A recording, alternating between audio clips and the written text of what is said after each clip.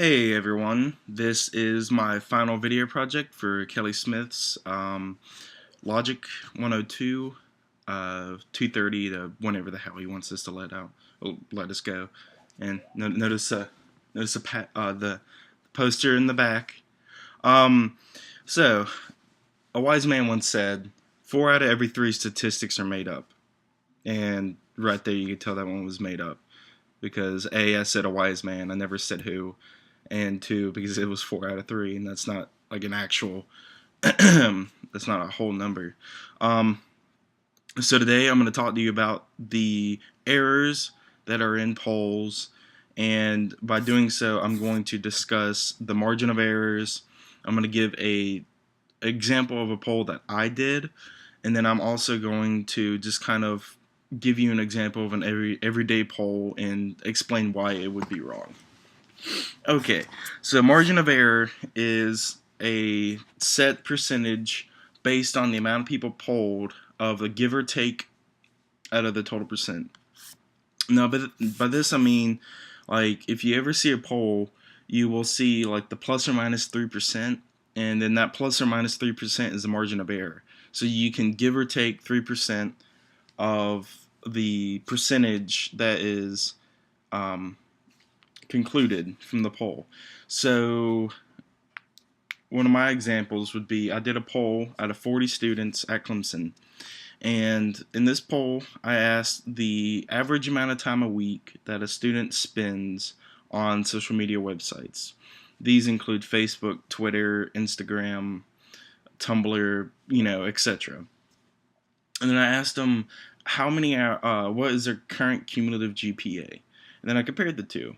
And while this is a very interesting poll, I did find that I should have also asked what their major was, because majors differ on difficulties and this will affect GPA, and there's just so many factors that go into actual like GPA.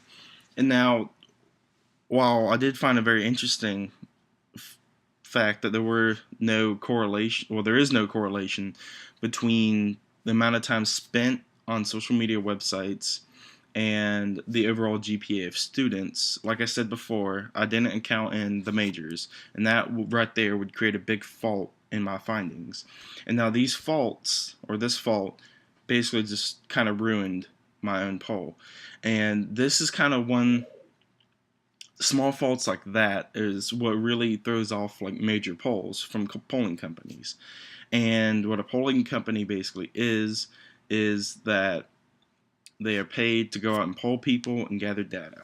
And polling companies do take into part the margin of error that I mentioned before, which is 11% for under 150, 5% from 150 to 1500, and then it's 3% from 1500 and above.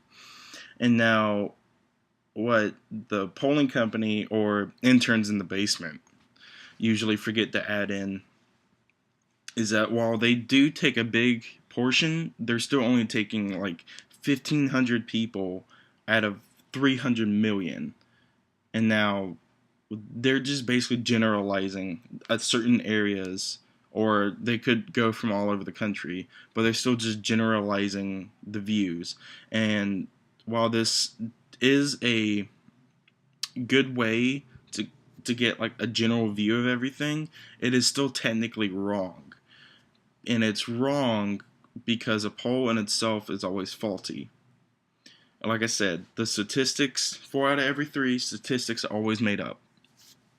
And I hope this video did not bore you too long, and that you actually see now there's kind of a fault with polls, and I gave you an example with one of my polls, and then I explained the big polls, the general polls that they usually do for like elections and stuff. Thank you, and have a good day.